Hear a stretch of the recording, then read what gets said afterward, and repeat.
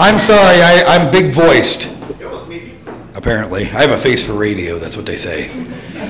So I have to announce this guy because somehow I'm fucking responsible for him. This is an audition for the Samurai, and I have not seen him ever do spoken word. So I'm kind of going out on a limb here, but I have seen him do battle rap about 10 years ago. So I figured it'd be okay. Please welcome and be kind to, or give him a Samurai crowd treatment. You're fucked, dude. Rocco Caniglia.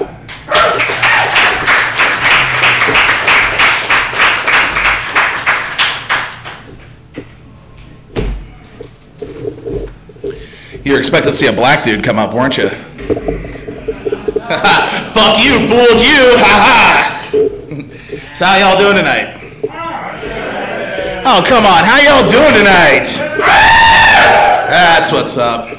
You'll have to excuse my appearance. I look like some pee-wee football coach that fucking is a has-been, shaking away the good years, you know, thinking about all his glory days. Like, you know, I remember Polk High, 4 touchdowns, 1 game, married with children. All right, thank you. So, anyways, my name's Rocco Caniglia, and without further ado, my first poem's called Lamenting Also Ran, and it's basically about, you know, how many drinkers we got out there? Make some noise if you're a drinker. Come on, let's turn this into a show. All right. Well, if you drink at a bar, you all have sat next to this prick. You know, the same guy who's just at his core trying to fucking have a friend, but, you know, he's acting like he's too cool and he's been everywhere and done everything, but he's in the same dive bar drinking the same cheap liquor you are with no money. So, this one is called Lamenting Also Ran.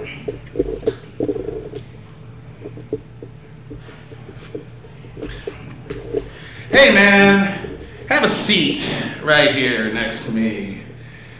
I can't buy you a drink, but I'll allow you to buy me one. I don't have any money, but I got some good stories to tell you about. I remember this one time in Tijuana, me and my good buddy Michael Douglas went halves on a tranny that was hotter than that afternoon. I remember this one time I slept with Marilyn Monroe, barbiturate high, anal sex, but that was her stolen colon many years ago. See, I'm the type of guy that wisps into town and I got my brown bag that I hold everything in and my good collection of memories to give you today. So, you gonna buy me a shot, or am I just gonna sit here and talk all the rest of the night? Do I have any kids? Yeah, I got 2 sons and a daughter, but man, they don't talk to me anymore. What do you mean a waste? Like I said, I got a great collection of good times, and hey, let me tell you something. You remind me of a young John Holmes, all young, dumb, and full of cum, trying to make it in the industry. But would you like to shoot a game of pool? I'll bet you a shot that I lose. Oh man, I gotta tell you, it's been a rough one today. What do I do for a job? Hell, I talk to poor slobs like you for a living, trying to make better of my life and trying to give you a little bit of perspective on yours.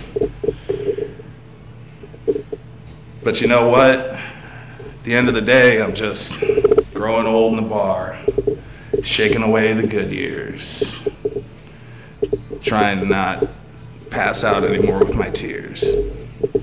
Thank you.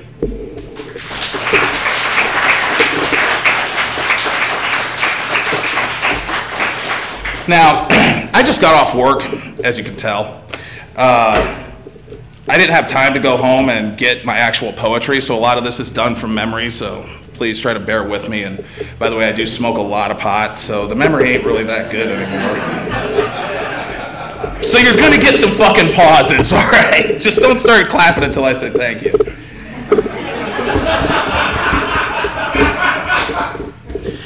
So, all right. I got this 9-year-old daughter. Her name's Lily. And last Mother's Day, I decided to cook for her mother and her mother's mother and my mother, and I made scallop risotto. I'm a chef by trade, by the way, and I made scallop risotto and roasted hanger steak and grilled vegetables and this huge meal, right? Well, I had told Lily earlier on in the day that if we were done in time, I could take her to Family Fun Center. Well, by the time everything was all said and done, it's 9 o'clock at night. I got to help my poor mother clean up. So I tell Lily, hey, I can't take you today. I'll take you tomorrow. She just gets pissed. Storms off. Classic 9-year-old girl fashion, right? So then I get home. She likes to play Super Mario Brothers. So she's playing Super Mario Brothers with my girlfriend. And she's talking shit to me, Daddy, I'm glad you made all that food because you're so fat. And Daddy, you're a jerk, and why don't you just go to the bar and blah, blah, blah, blah, blah. And I'm just kind of, passing it off. And then she looks at me and goes, because I sleep on the couch downstairs because we live in a real small place. Anyways, she goes, hey, Daddy, when you go upstairs and go to sleep in the bed in the mornings when Mommy gets up, I pee the bed, and sometimes you lay in my pee. I go, what? And my girlfriend goes, no, she doesn't. She goes, yeah, I really do. So then after a couple minutes, she comes over to me and she goes, Daddy, do you like bananas? And we had just gotten bananas that day, so I think she's trying to be sweet and make up for all the shit talking. So I go, yeah, Lily, yeah, I like bananas. And she goes, yeah, well, you sleep in my pee. How you like them bananas? Fucking true story, man. But when she was about, I'll say 3, just anyone out here have kids? A lot of people have kids. All right, that 3-year-old age, where they're either completely fucking nuts or they're really, really sweet and artistic and shit. Well, Lily looks up at me one day and she goes, Daddy, look, the moon. It's 3 o'clock in the afternoon in July. I'm like, what fucking moon? What are you talking about? She goes, Daddy, the moon. The moon is crying. And I thought that was beautiful. That was a gorgeous thing. So I wrote this poem. It's called Lily's Dance. Here it is. The moon is crying. Tears of joy soak the patch where the lilies grow. And as daytime comes, these flowers come alive as children playing in the countryside. They hopscotch and frolic, skip to my loo, because they're not yet touched by anger, pain, or turmoil. They just play away the day. And as night comes, these children go to sleep. Their feet turn to roots, their arms to leaves, their heads to flowers, their bodies to stems. They are once now the lilies again. But that doesn't stop them from dreaming. More dreams than the stars that speckle the midsummer night sky. The moon can hear these dreams and then begins to cry. Thank you.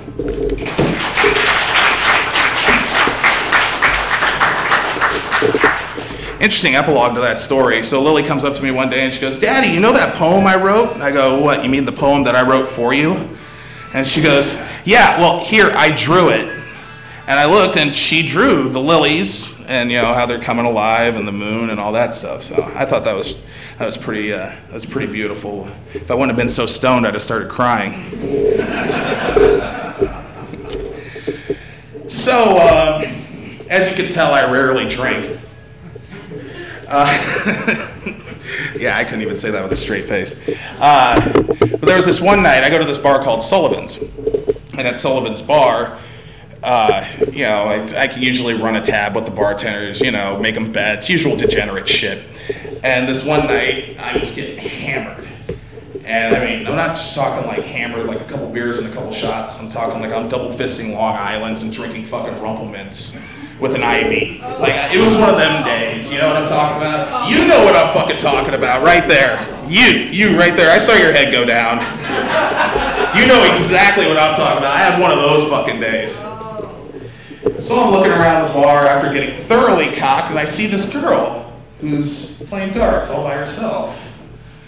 And I walk over to her and I go, so hey, you want to shoot some darts? And she says, yeah. So we start throwing darts and I notice that she's real tall. And then talking to her a little bit more, and finally I end up going home with her.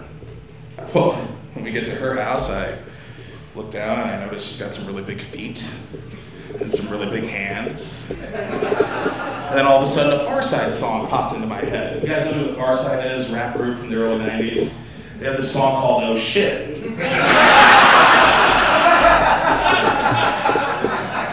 And in this song, he says, and I quote, I got a funny feeling like some was real wrong. I looked at her shoes and her feet was real long. And then it hit me, oh, please, God, no, don't let this hoe turn out to be John Doe. She pulled a fast one on me, yo. And that shit happened to me.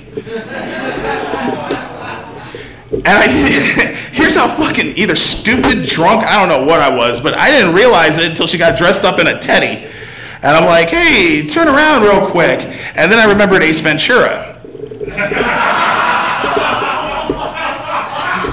It's like, well, ain't this a bitch? But you sure as shit ain't. So I think I'm gonna be out. So called the cab, got out of there. Anyways, that's what happens when you mainline Rumplemans after a really bad day. But the thing is, like, you know, transvestites, prostitutes, they all I kind of feel a kinship with them, not because of the sex thing or anything, but because we all kind of, you know, there's two types of people in this world I've seen. There's night owls, and then there are normal people. You know, normal people go out during the day, and they go work, and they go take care of their bills and all that stuff. And then there are people like me that drink their bills away and stay up until all hours of the night and basically do debaucherous things. So, this next one is for the people like me. This one's called Nightbreakers. Hope you enjoy. Prostitutes and escorts, drug runners and hustlers, the creatures of the night, walking down their back alleys lit up by shadows and stars. Drunks and cabbies drive the night, crackheads and muggers, and all the beggars tucked away deep in their shelters. Werewolf alcoholics as the cops are vampires. They go to war. Cynical insomniacs are writing their manifestos by 60-watt light, and husbands sleep away their wives in seedy motels on the west side of hell. See, far after the normal grow dormant, the night comes, and these are its average Joes. But when the sun rises, they slip back into their cracks, and they are never seen again until the time that the darkness crawls across the land. You see, the night never sleeps, the moon never sleeps, and I never sleep. We only pass out. Thank you.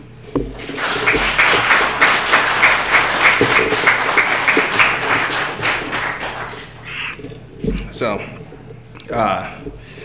based on my appearance, I'm probably not leaving with any ladies tonight, so I should probably admit to you that I'm engaged. Come on, that's fucking funny. Anyways, basically, you know, when you're poor and you have a woman, it makes for a really hard life. Because women really, when they meet you, they kind of see you as being something. They see you for yourself, but then they see you for what you could be. And then when they realize that you're never going to be what they think you're going to be, they get kind of pissed. I don't know why. You know what I'm talking about. Yeah, you right there, the one with the real long face. Anyways, this one's basically about that. It's called Full Moon.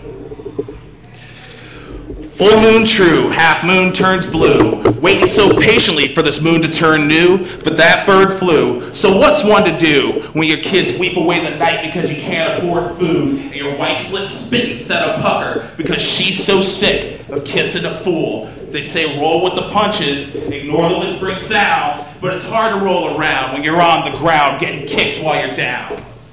This isn't written for posterity or accolades for all of my woes. This is written for the pros, all the girls they call hoes, Those who get caught up in desperation, then they get caught, and now they're wearing state's clothes. The mothers, the brothers, the fathers, the daughters, the sisters, the blisters, from working my hands to their goddamn bones. Wrap all this up in pretty little bows, but I'm sorry, folks. That's not the way that my life goes. Thank you.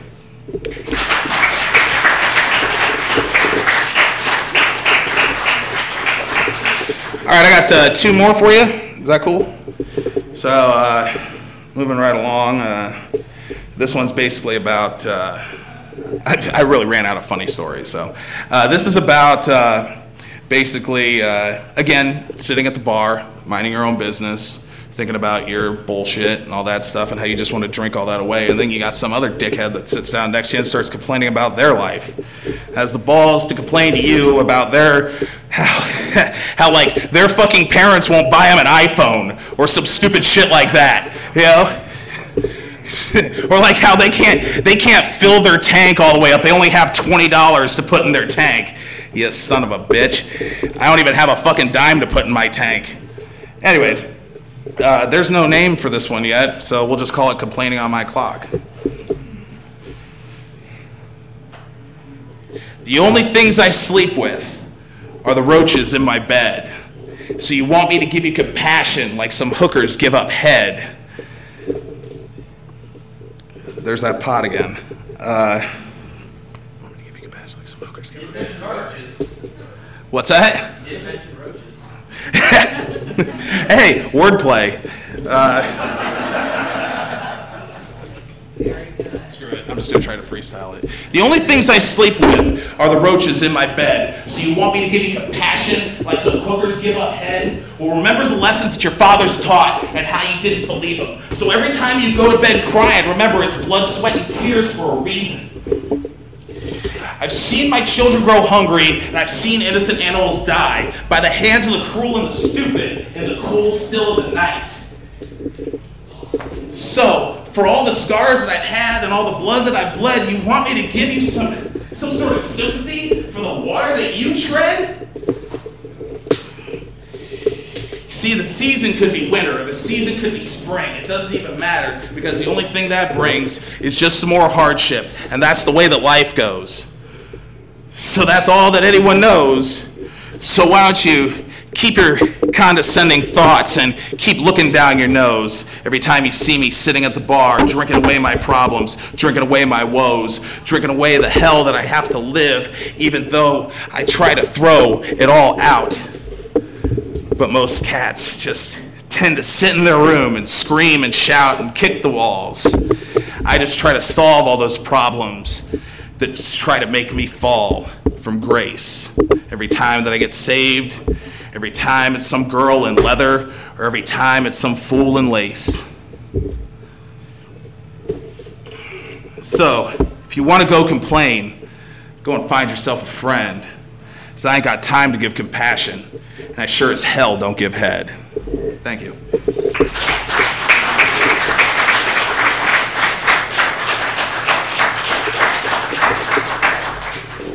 Okay, this will be my last one. Hope you guys have enjoyed my set. You guys have been laughing at me, with me, I don't care, I'm drunk. I'll take that as at me, but that's all right. This one's called Post Meridian. I wrote it a long time ago. Hope you enjoy it.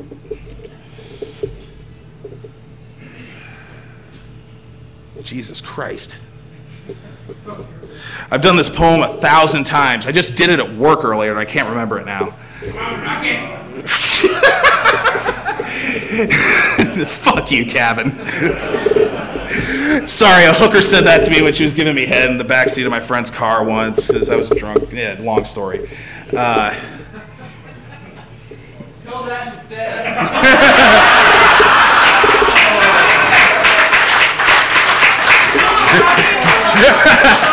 Come on, Rocky. You can do it, white boy.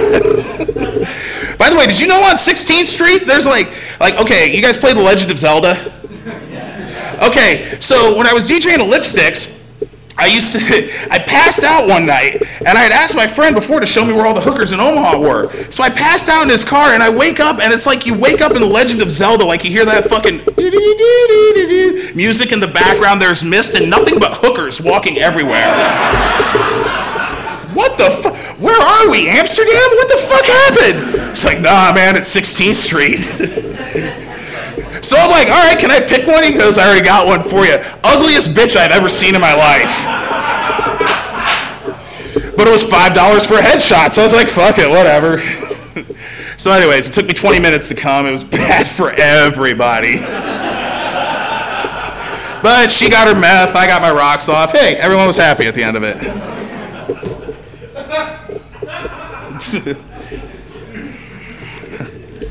Part of the Hughes illusion. With some dreams of fucking Sullivan Wine. That was okay. Any point no, I gotta do this poem, goddammit! Call out a winner, Rocco. Willows weep as I chase away sleep, but my mind crosses paths with yet uncounted sheep. So I ponder the hues of blues mixed with blacks, and all the truths that these midwinter dreams so seldom lack. A couple remains forlorn over an inconvenience that will forever remain unborn. And a harlot is sad because she tries to dry her eyes, but realizes she has no more tears left to cry. So a man laughs as he dies in the streetlights because he's hellbound like a hellhound from too many lives that he's taken in the past. So willows, don't weep for me. I'm just a fool, you see, trying to find my roots within a sobbing tree. Thank you. Yeah, you're right. I should have ended it with the hooker story, but you guys have a wonderful night. I'm Rocco Caniglia. Thank you.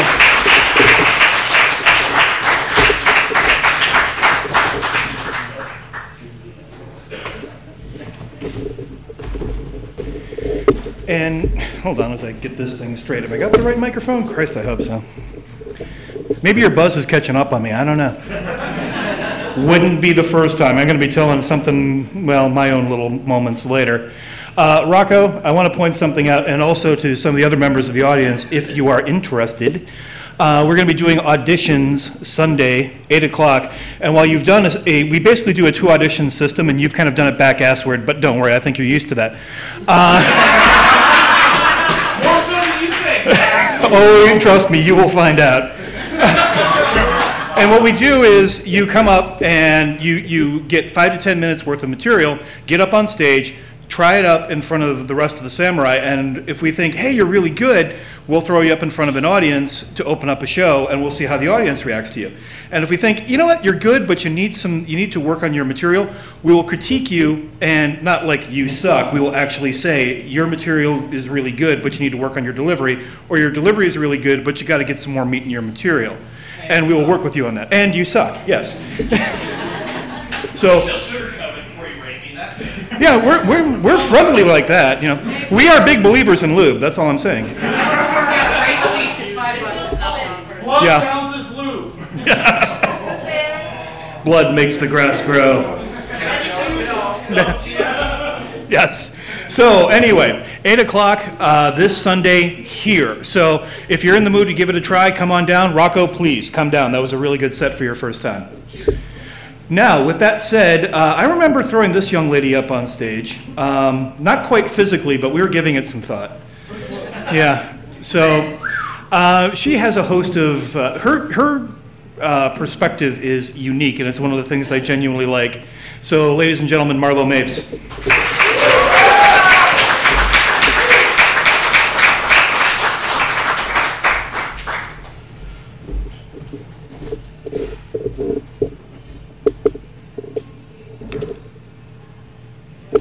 All right, this is called Wait There's More by Scott Emmons. Once upon a weekend dreary, while I brooded, eyeballs bleary, watching cheesy videos I'd seen 100 times before, tightly to my beer can clinging, when suddenly I heard a ringing, some incessant ting-a-linging, just outside my chamber door. It's the telephone, I muttered, just outside my chamber door. Only this, nothing more. Setting down my classic Cheetos by my jalapeno Fritos, dodging heaps of stale Doritos scattered on my unswept floor. Towards this irksome sound I stumbled, with that ringing phone I fumbled, for my brain was slightly jumbled, as I hoisted 3 or 4. Yeah, I said, a little miffed, for getting up had been a chore. Silence there. Nothing more.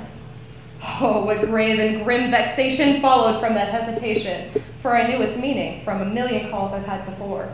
Surely this was someone selling vinyl siding from my dwelling, cell phone service, fortune-telling, or vacations by the shore. Some rude telemarketer whose kind all decent folk abhor. Eat my shorts, I duly swore. Back into my chamber turning, temples throbbing, stomach churning. Once again, I heard that ringing, too annoying to ignore.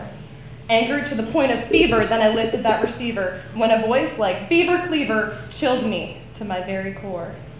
Hey, it said, my name is Hank. I represent the credit score. Listen up, I'll tell you more. There I stood, morose and glaring, all my sickened soul despairing, mind ablaze with fantasies of murder, mayhem, blood, and gore. Yet my rising wrath restraining, some composure still maintaining. Civilly, I tried explaining that no sales would be in store. I'm not interested, I said. Your scripted pitch, I'll just ignore. Please don't call me anymore. Sir, he said, not hesitating, your outstanding credit rating ought to be rewarded with a deal you've never seen before. From the data we've collected, we can tell you're well respected. Out of millions, you're selected for a credit card called Explore. Act today, and you can get an APR of 6.4. All of this and much, much more. Presently, my wrath grew stronger, pulling punches then no longer. Pal, I said, perhaps I didn't make my meaning clear before. What you're selling, I'm not buying. If you find that mystifying, here's what I've been long implying. Please don't plague me anymore. Strike my number off your list, your deal's a sham and you're a bore. Quoth the caller, wait, there's more. Now this bold and brazen answer burrowed like a raging cancer, eating at my very soul, if you'll excuse the metaphor. Jerk, I cried, you shameless dastard, are you deaf or are you plastered? Nah, you're just a low-life bastard, as I could have guessed before. Stinking low-life horse's bottom, and your mother is a whore. Quoth the caller, wait, there's more. Fiend, I shouted, thing of evil, telemarketer or devil, enemy of all that's sacred, all that man and God adore. From this torture most appalling, into madness I am falling. Cease from this infernal calling, and my sanity restore. Find an ounce of mercy in you, and my sanity restore. Quoth the caller, wait, there's more. Once again that phrase was spoken, and my fragile soul was broken. Shrieking, trembling, sobbing, I collapsed upon my chamber floor. And that caller, ever hawking, still is talking, like some hellish raven squawking on that night's Plutonian shore. And inside my fevered brain, I hear that voice I so deplore, and it echoes, wait, there's more.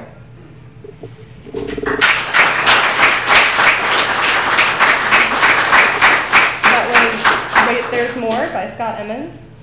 And this next piece, those of you that have seen me perform it before know that I am a slightly obsessive reader of Cracked.com, and for a long time. So I've been telling myself it's about time that I just get over all my nerves and submit a piece. So this is one that I'm planning on reworking for submission once I can actually stop fucking with it and just send it off. So this is called The Revenge of the Snark. Now, I've always had this nearly morbid curiosity and fascination with those darker corners of humanity. You know, medical anomalies, ancient torture devices, those obscured and shadowed cultures. And we all know that in modern day, all of those cultures are conveniently condensed into the internet.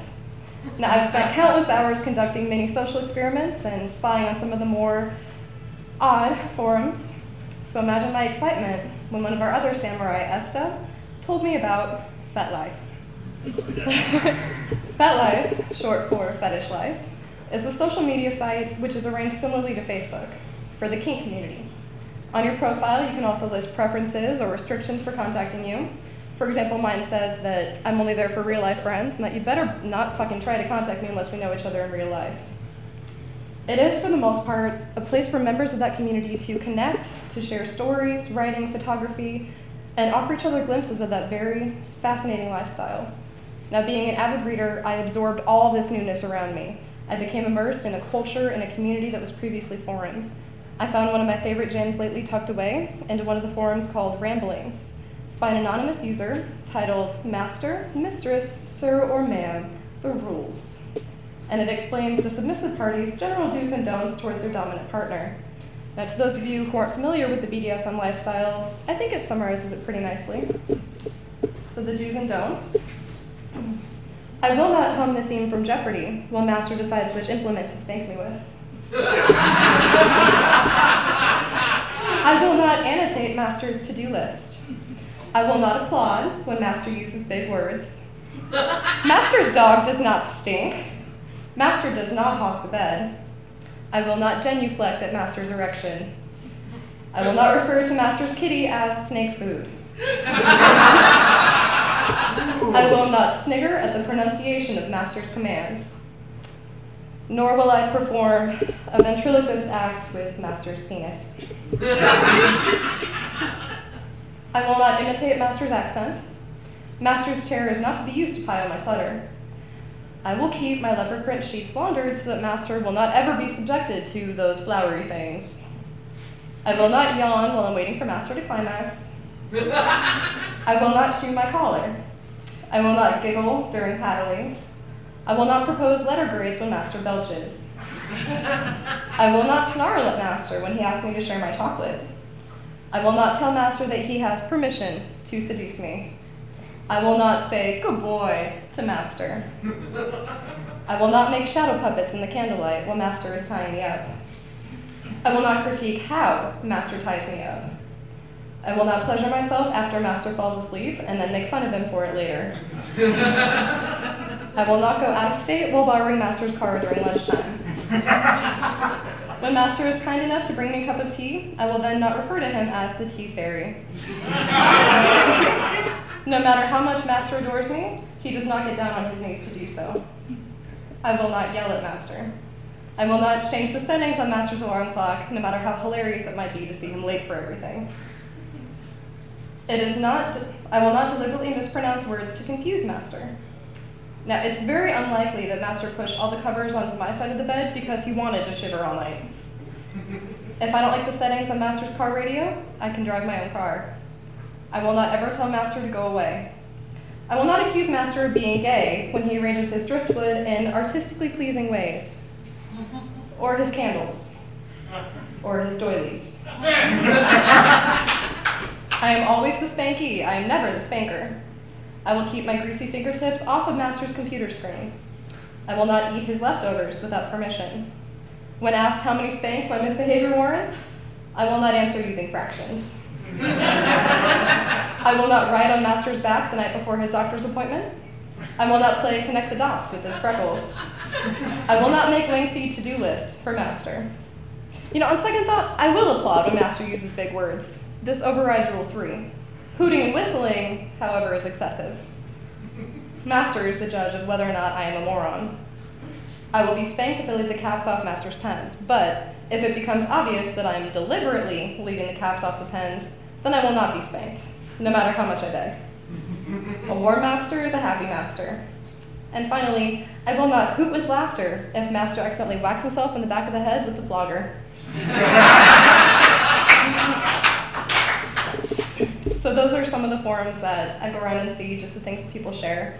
But just like any other social media site, there are some residents here that are less than friendly. You know, those poor, misguided denizens that view a closed profile as an invitation for overtly sexualized, one-sided conversation, chat roulette-style random pictures of genitals, and unwanted, often hilariously disgusting, offers and solicitations. Sorry about that. Yeah, Bill. Inner snark is gonna come at you. No real identifying factors of substance, just more of the same lumbering, vacant individuals looking for something to satisfy their urges. Now, I'm not entirely sure why they are this way, but I have this theory that at some point, somebody must have insulted their penis after midnight, and thus we have the gremlins, or the trolls, of FetLife. Now, among their many community pages, FetLife has one that I'm addicted to lately called Return to Sender. Members can post messages from these gremlins for all to see and laugh at. Names are changed to protect the identity of the creepy. And there are pages and pages of these desperate, poorly worded attempts at hooking up with strangers. Now, I quickly became a daily reader of these, and I waited, fingers crossed, for my turn to play. I'm very uptight normally, and I'm proud of that. I'm high protocol.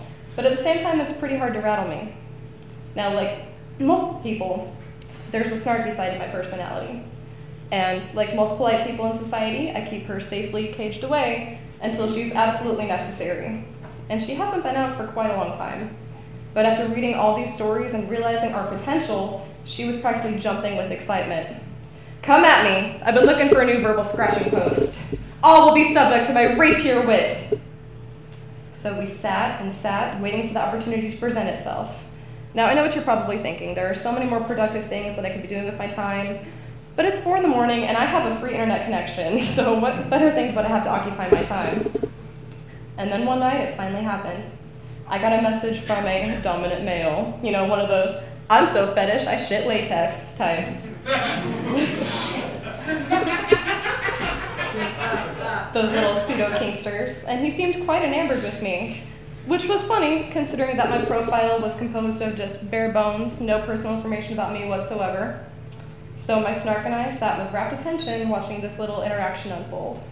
And this is how our oddly short companionship began.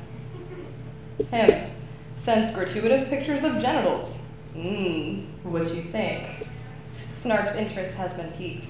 I mean, seriously? Who opens a conversation that way? I mean, if you see a cute girl walking down the street, would you just walk up to her and drop your pants? I mean, unless you're Bill, which I can definitely see happening.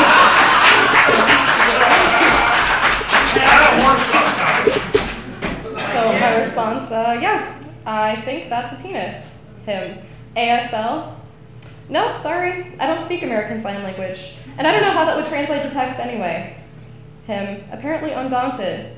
Love your pics. Love your full body, and you got nice rack. You know, that's wonderful. I hate it when strange men only love half of my body. The rack? I don't know one personally, but as far as medieval torture devices, it's one of my favorites. You're funny. So you got a man? You want to fuck? Me. I am seeing somebody, and no, you can't even fathom the immensity of the fuck that I do not give. Well, why are you talking with me then if you got a man? I bet you're not happy. One night with me will make you mine. My profile says not to contact me unless we know each other, and you sent me a message. So I'm talking with you because you initiated this conversation. And I do have a man. I'm happy with him, actually. We're together for many reasons. He's intriguing, he's a gentleman, and I just simply tend to prefer men that have progressed beyond the literary challenges of Dick and Jane. Him. Well, I think that's me, but can we talk anyway? God, what a lonely bastard. What do you want to talk about? I don't know, read my profile, ask me something. You contacted me, and since you couldn't extend to me the courtesy of reading mine, why would I read yours? Do it now. No, not interested, and you're not in any place to be giving orders. Fake bitch, you have no respect for your dominance. Go cry into some ice cream, then die in a fire. I'll go. All right, Snark, you want to take this one? Well, that jovial little attitude was clearly covering up a predatory nature. So is this standard practice for you then? Solicit random women online, then rebuff their rejection with vaguely threatening 3rd grade level insults? You have no impact on me, my mood, or my self-worth. Every last little bit of dribble that you have sent me speaks volumes as to who does and does not deserve respect in this little interaction. Actually, I can think of several acronyms for BDSM that would be better suited to you. You bitter, disrespectful, salivating mouth breather. You bottom-dwelling, syphilitic maggot. Your writing shows the effort of a lazy toddler, and your persistence shows all the pomp and braggery of a yapping ventru neonate. Get a grip on that fucking ego. Now be gone with you, or I shall taunt you a second time.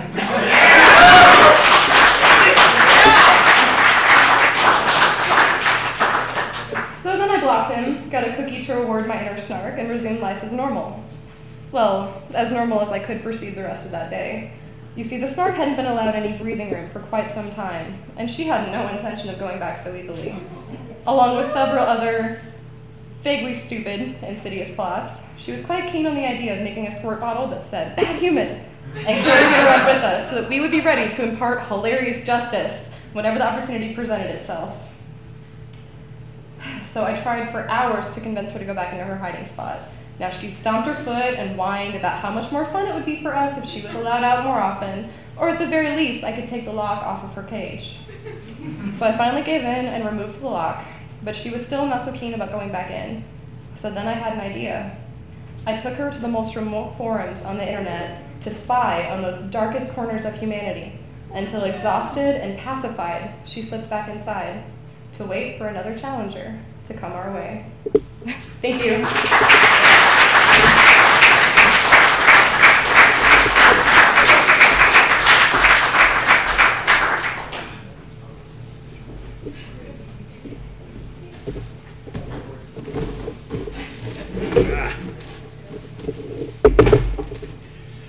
Excuse me while I lower the possibility of me tripping over this, that, and the other thing.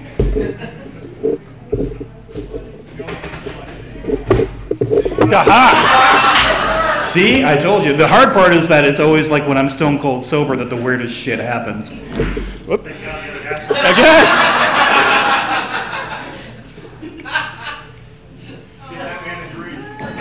Apparently I need one. I was going to say that, or I was going to tell, the other thing is the great modifier for me, like wrecking shit, is the presence of Bill Lockwood. And we've been picking on him all night. But the reason I'm actually picking on him now is that I actually have the two principals of a story in the same room, and they don't know each other. Bill Lockwood and I have a strange injury history. We are in the same judo class, and we can never quite injure ourselves in any kind of like normal way, no. The first injury happened, Bill was like in his second class back, and we're doing this sort of thing where you like put your weight on top of the other person's chest and you go from hold to hold to hold. And I am perfectly aware of how strong I am. I have never hurt anybody through a strength sort of thing. I forget how heavy I am. And that Bill is very thin. So my sternum met Bill's, and my entire 200 and some pounds landed pretty much onto his chest. And then after I got done, Bill tried to stand up and couldn't do it because I had just separated his rib cage. Yeah. Don't worry, he got even. Oh, did he get even? We were doing another class at one particular point in time, and this was like 2 weeks after I had separated your rib cage, and I honestly think this was an accident. Either that or you deserve an Oscar award for your level of acting. There's a thing you do in judo where you go for the throw, and then midway through the throw you start to apply the hold, and Bill is doing this, and I'm like midway through the air, and then Bill realizes I'm putting on the wrong hold. Shit. So he goes to try to shift to the other hold, and somewhere in there he gets his feet tangled up. Yeah, it happens, and now I hit the ground, and I look up, and I see a very, very scared Bill Lockwood. And that's not good. And then I realized that Bill is going to fucking land on me, and there is jack shit I can do about it. And Bill didn't just hit me with, like, you know, the side of his chest or anything. Bill, as you have noticed, is very skinny. Bill also has a very pointy fucking hip. And so Bill dropped his pointy fucking hip right about here. And I heard a crunching noise, and I am doubled up, like instantly into the fetal position. And I hear, and once I'm able to hear again, I hear my instructor going in through the nose, out through the mouth, remember how to breathe. And so then I have to call my wife and say, you're gonna have to come get me, something just happened. What happened? Bill just broke me. How did Bill break you? I'll tell you, get over here. So we go over to urgent care, and I get the great reward of, congratulations, you have 3 brand new fractured ribs. Great. I worked mornings at a place called Shared Services. It's a medical supply company. So now I have to get up in the morning after taking, I don't know, a fistful of painkillers to get to sleep in the first place and call my boss, Mike Nichols. And I call Mike and I say, hi, Mike, I had an accident. And he said, okay, what happened? I have 3 fractured ribs. And he said, oh, that sucks. What happened to your car? And I went, look, I'm going to have to go to employee health. I'll tell you about it after I stop by work. How's that? Explaining the fact that I got my ribs broken by another man's ass to Mike was really fucking entertaining. Because Mike has a wicked fucking sense of humor. I have an odd and somewhat surreal life. Some people are bound and determined they will wake up in the morning and their life will be normal. Some people live under the sign of normalcy. I do not. I was born not under a bad moon. I was not born under, you know, a good moon. I was born under a weird fucking moon. And as an example, one of the great shining lights of my life, one of the people that really kind of got me motivated and kind of got me on my weird little path, was a gentleman by the name of Emerson Stewart. He was my grandfather. Well, step-grandfather. My original grandfather, who I discovered was no great shakes, he was the classic abusive alcoholic Irishman, had the decency to pass away before I was born. And then my grandmother had the decency to marry a really cool guy who had a hell of a fucking backstory. Emerson Stewart came to Canada from the UK. In the UK, he had been in the army for a long, long time, like 36 years. And while he was in the army, he helped to be one of the founding members of a unit. If you're into militaria, you will know this unit. It's called the SAS.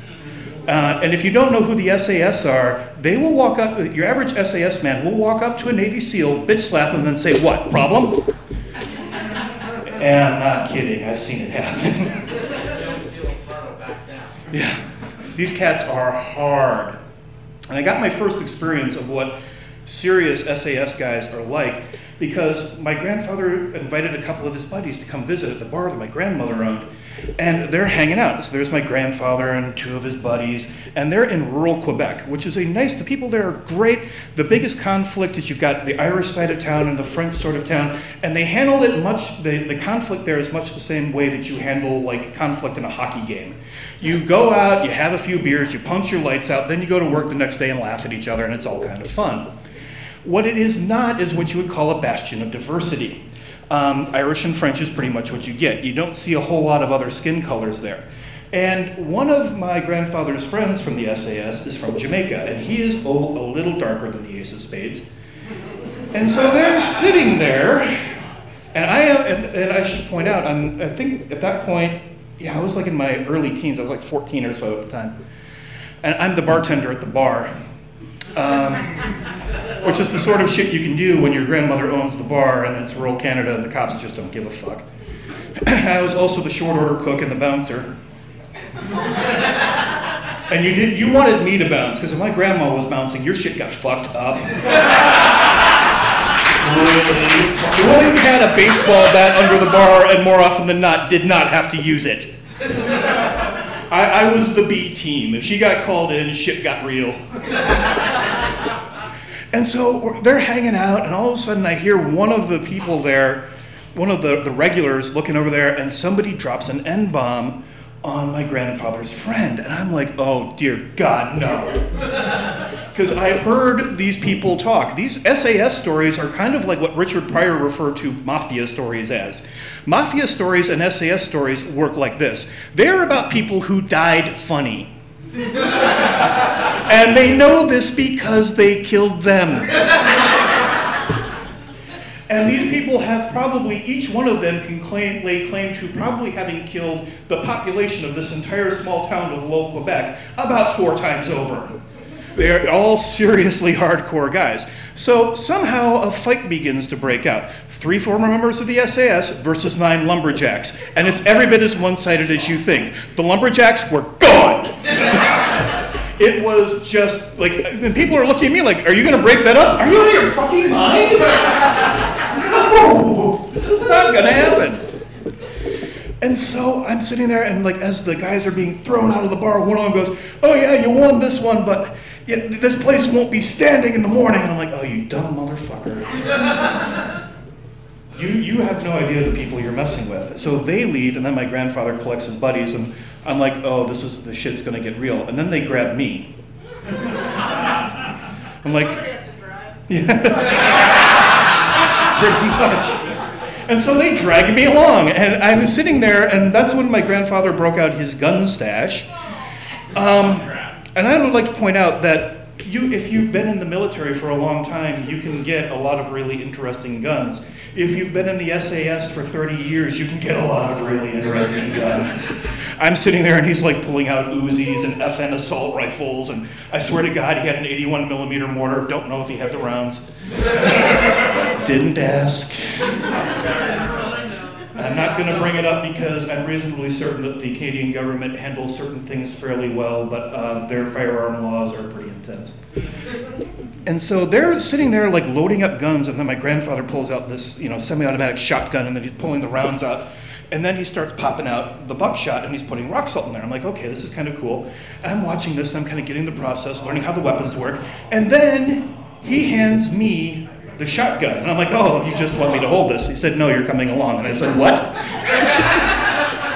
And I should also point out, I do one impression very well, and it's somebody that none of you have met, and it is my grandfather, and that is my lot in life. And he had this incredible voice that was made up of being born in Scotland, living in East London, then going to Wales, and then visiting parts of the world that needed shit blown up. And then that voice is also, shall we say, accented by years of smoking non-filtered cigarettes and screaming over explosions. So his voice was kind of like, so hey there, boy. We're gonna be going out and make sure that nothing happens to the bar tonight, and you'll be coming along. And I'm like, what do you want me to do? And he said, don't worry, we'll tell you the plan when we get there. And I'm like, oh God, I'm so fucked. And so we wait until dark, and then we kind of make our little infiltration route. And basically, if anybody knows anything about tactics, draw a 90-degree angle. So you go like about this, and you have two guys behind the bar up in trees with rifles, and then my grandfather and I on the side of the parking lot. Me with a shotgun and him also with a rifle. And that's when they explained that if they showed up, I'm the one starting this mess. To which I thought, I'm at that point where I'm about to start slapping myself to wake up from this horrible fucking nightmare. And so I am waiting and I am waiting and I'm waiting, and I'm just at this particular moment.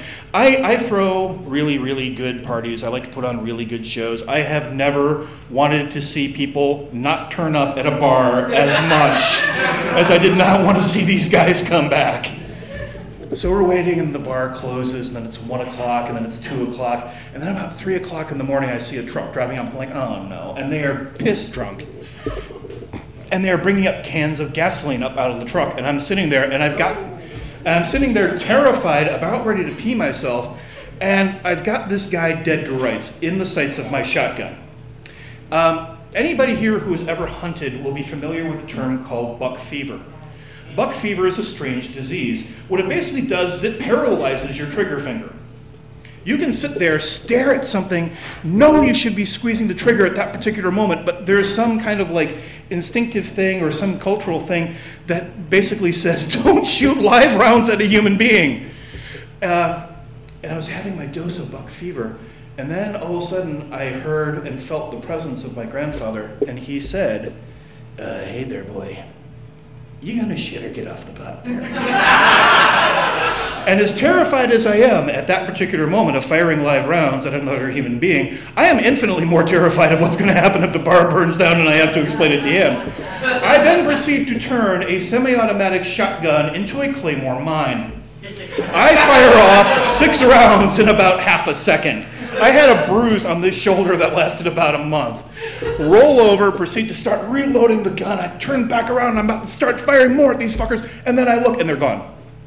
All I know is I'm hearing tires squealing, people yelling, there's a fucking radiator, and they are gone. And that was really like one of my first ever experiences of my odd, strange path in life. My plan in life was very simple. I was going to join the Army. And then I had qualified for language school, and then from there I was going to go into paratroopers and see if I could get into the special forces. That came to a crashing end when I went to the MEP station. They felt my knees and said, yeah, you're not going anywhere on those knees. Congratulations, you're not getting into the Army, the Air Force, or anything else. Have a nice day. And so I had to find a plan B. And the plan B was the University of Wisconsin, which is a very fine institution, and it has an interesting set of social classes in it. I was part of the lower social class. I showed up in a 1976 Chevy Nova and basically had about enough money for food and a couple of beers. But it was there that I met a person named Rob. Yes! It's the greatest hit set tonight, man. And Rob was not, as they say, like the rest of us. I'm driving a 1976 Chevy Nova. Rob shows up to school in a 1986 BMW brand new 3 Series. And I'm like, okay, and so we kind of hung out. We were both kind of like fans of the same stuff. I'm an Uber nerd, he's an Uber nerd. He had just left the Army from the job that I wanted. I don't know if he made it all the way to Special Forces, but he had airborne wings, a Ranger patch, and a signals intelligence patch on his arm, on his Army jacket. And so Rob and I got to talking, and then we started hanging out, and then we were both avid martial artists, so we would spar all the time. And to my shock, I would win with this surprising regularity. When you're the fat kid in school, trust me, martial arts become your best friend. And I practiced a lot, sometimes whether I wanted to or not. No shit. Yeah. And so Rob and I would be hanging out, and then somewhere along the line we talked about our mutual love of handguns. So we went out shooting, and Rob and I are really good, both of us were really good pistol shots. Okay, fine. So at one point in time, Rob walks up to me and says, hey, I'm going down to Chicago. Would you like to come along? Sure, cool, no problem. I'd love to see what's going on down there. And so Rob drives me down to Chicago, and we go to a club, and he immediately walks up to like this one guy. And he looks at me and goes, hey, I got to go talk to this dude. Why don't you just hang out by the door? Okay, cool. I have no idea what's going on. I was a little naive back then.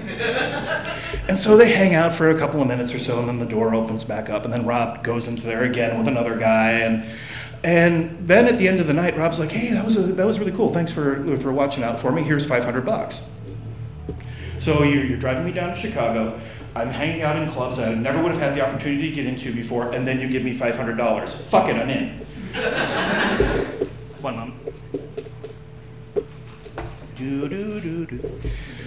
And so we kept this pattern up. Couldn't resist. We kept this pattern up for, I don't know, it was like 3, 4, 5 months.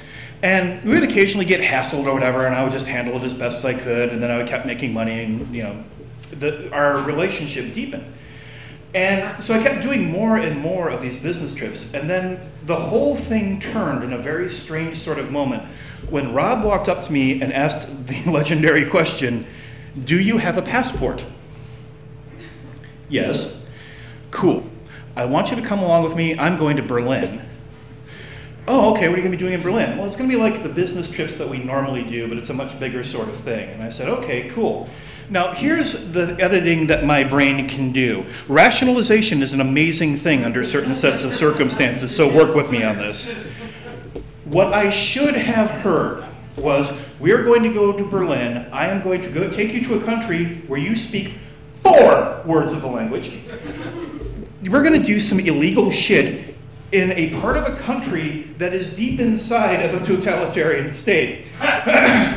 There's a deep possibility that you may get arrested and thrown into a jail with a bunch of people who also don't speak the language and will just refer to you as the American bitch boy. What I did hear was, hey, let's go to Berlin. I've never been there before, okay. And so the day came, I got onto a plane, and then proceeded to take what was the second longest plane flight of my life. I went from Chicago to New York to London, London to Bonn, and that's when the shit got real. The thing I liked about hanging out with Rob, aside from the money and everything else, was that I had lived in a very isolated life up until that point in time. If you take a look at a map of Wisconsin, there is the city of Kenosha and there is the city of Racine. And between the two of them, there is this big, wide, empty space that is full of dick. There is nothing there. And I was dead center in the middle of that. So I basically always saw, all these interesting things that were happening on television, life, amazing adventures, and I never got to do any of that shit. So when the opportunity presented itself, I was all over it. So the pace of life with Rob had accelerated, and then when we arrived in Bonn, it went from driving a Camaro to driving an F1 car, and allow me to give you an example of how I can explain that. We arrived in Bonn, had a couple of giant steins of beer, scored and dropped acid, and got laid, which is a bitchin' trip for most people when they go to Germany. That was the 6-hour layover while I was waiting to catch my connection to Berlin. So I'm really kind of getting into this whole trip. What I did not realize was I had just dropped acid and I didn't know what our next connection was. I figured it was another flight. No, we were going to take a train from Bonn to Berlin. And you have to remember, this is back in the day when there was an East and a West Germany, and Berlin is deep in the heart of East Germany. And it is a hardcore totalitarian state. And I am tripping my balls off at this point. Did I mention that LSD is a psychedelic substance? You're aware of that, but here's a more important thing that you should realize. It is a psychoactive substance. That means that the input that you get will cause the hallucinations to change accordingly. So as we were going from Bonn through West Germany, everything was okay. And then we switched trains because there's some kind of diameter thing or something, I can't remember, to get onto the train that was taking us into East Germany. And then we went about another mile. And that's when I went, oh, we're so fucked. Because then the train stopped. And the East German Volkspolizei came on. And you have to kind of picture that this was like something straight out of an 80s Cold War film. There is a guy coming in and he is wearing like the classic German like uniform. And he's got two cats who are wearing army private uniforms and they are carrying AK-47s. I am still tripping my balls off. I am not dealing with this well. And the entire time I'm like, please maintain, dear God, please maintain. And he is literally going, walking up, and he looks at me, realizes I'm an American, and goes, does the classic line, papers, please. And I look up, and I realize, wow, he has skulls in his eyes. Fuck! And so I'm sure that he was quite proud of himself and how he was intimidating the American imperialist swine as I was sitting there handing him my passport, so manfully, kind of like this. So he took it and he stamped it and then he gave it back to me. But now I realize I'm in East Germany and I'm still tripping my eyeballs off. So every time that I look out the window, it's like looking at Pink Floyd's The Wall. And any time that I look forward, it looks like I'm getting a reflection from the window. So now I'm getting Pink Floyd's The Wall on really, really bad olive drab fabric in front of me. So at that point in time, that's when I went, I'm going to take my shades and I'm going to assume the fetal position and I'm going to wait for this thing to stop. We get to Berlin. Arrive in Berlin, literally walk out, take 2 steps, hit the ground, kiss the ground. I am so happy to be out of that fucking country at that point. Then we arrive in Berlin and proceed to party more. The real fun began. Began, let's say a day and a half later, after the drugs had worn off and we'd had a chance to rest. And that's when Rob said, we gotta go take care of business. And I said, okay, this is where we're really gonna see the interesting stuff. Okay, so we go from our hotel, we take a cab, we stop about 3 blocks away from the Berlin Wall. Here's where you have to understand something. If you happen to be living in the area where the next World War may be breaking out, please expect your property value to plummet because the area around the Berlin Wall at that point in time was like, at least this section, I didn't get to see the whole thing, was like this hardcore kind of like rundown neighborhood. And we're kind of passing by these places that look like sort of transient housing or squatters' places or stuff like that. And we get up to this one really gnarly looking building. And then Rob walks in and then immediately proceeds to take the stairs down into the basement. And I'm now thinking, boy, how could this possibly get any weirder? And I found out. So we go and we turn and we walk into this place that was kind of like some sort of illegal after-hours club. And Rob proceeds to walk past the entire patronage of the bar, heads straight to the back door. And then we walk into the office and there's a couple of cats hanging out there. And that's when I realized this shit could get really heavy. Because there's one guy hanging out there with like the classic attaché case, and another guy hanging out there with an AK-47. The paratrooper model, you know, with the folding stock and stuff, so that way you can use it inside of an enclosed space. It's wonderful. And I'm like, okay, this is gonna be interesting. And then so Rob proceeds to speak German to the one gentleman, and the one gentleman then proceeds to speak German back at him. And I like, the 4 words I know of German are ja, nein, and Bier bitte, so I don't know anything of what they're saying. What I do know is the next thing I know, I have the muzzle of an AK-47 pressed into my neck. And I'm sitting there going, I have no fucking clue what is going on here. So I look over at Rob, and Rob looks at me, and he just goes, well? So now I begin to realize, there is one person that's gonna get me out of this shit, and it ain't him. And that's when I remembered all the stuff that my grandfather taught me about up close and personal fighting, especially with people with guns. Because if somebody's pointing a pistol at you up close and personal, that shit's dangerous. If somebody's pointing a rifle at you, what they've just done is handed you a lever. So what you do is you get the afflicted body part out of the way, grab the barrel of the gun, grab it with the other hand, turn as hard as you can, slam your shoulder into the magazine well as hard as you possibly can, like you're body checking somebody in a hockey game. That takes the butt end of the rifle and slams it square into their neck. Bam! He hits the floor, out cold. Oh, one very important thing that you must remember about this technique. Call it a closer, if you will. If you have managed to succeed in doing all of this stuff correctly, do not look surprised that it works. That will kill the whole effect right there. And so I now am the proud possessor of my very own automatic weapon. I take it, look, and yeah, fuck, yes, there was a round in that chamber. And now I'm the man with the gun. Got a problem? Yeah, no, fuck your shit up. And then Rob looks at that guy, the other guy looks at Rob, they both look at me and start laughing, and I now realize I have been part of some kind of like strange drug-dealing German initiation sort of thing. Apparently he did not like this cat at all. So Rob hands the guy this huge fucking envelope. The other guy hands him the attaché case. They say their goodbyes, and we're on our way. Now, here's where I had my smart moment. I'm now about to go walking into the streets of West Germany carrying an AK-47. This is wrong. Do not do this. Your average West German or German now police officer walks around with about as much hardware on him as your average troop in Afghanistan. These cats are armed for bear, and they're fucking serious. So I wait, I realize that the other guy isn't following us, so I take the magazine out of the well, and then remember how to get the receiver out of the thing, and I leave that, and we go on. And I wait about 2 or 3 blocks, and I grab Rob, and I slam his shit against the wall, and I'm like, dude, what the fuck was that about? He's like, well, you know, he was looking at you, and he thought you looked a little young. You wanted to see if your nuts had dropped. Why didn't you tell them they had? I wanted to see if your nuts had dropped. And so we walked back to the hotel while I did the next day doing my level best to ignore Rob, which then created the longest plane flight I've ever had.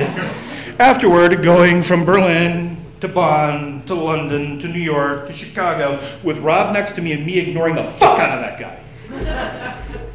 And so we get back, and all the while I'm rehearsing my mind about how I'm going to tell him I'm bailing on his little fucking operation at this moment. And then Rob kind of breaks off and goes, hey, I'll be in touch with you in a couple of days. I'm like, okay, fine, I'm out of here, you fucking psycho. And get in my car, go back to my place, and like 3 days later I get a phone call from Rob. Hey man, come over to my apartment, we gotta talk. Yeah, you better fucking believe we gotta talk. I arrive at Rob's apartment. I open the door. I have taken 2 steps into this place when I am hit squarely in the chest by a manila envelope that has some serious fucking weight in it. And I managed to catch this thing, and I'm like, the fuck's this all about? And he goes, open the thing up, and you find out. So I open up the manila envelope. Key point for you to remember in my life. I had never seen a $100 bill in my life, let alone a manila envelope 3 layers deep of them. So I'm sitting there, kind of in that dazed experience of not, like that moment when Dorothy steps from her house into Oz and suddenly everything is in color. And I'm looking, and finally Rob looks at me and goes, so, what you doing Friday night?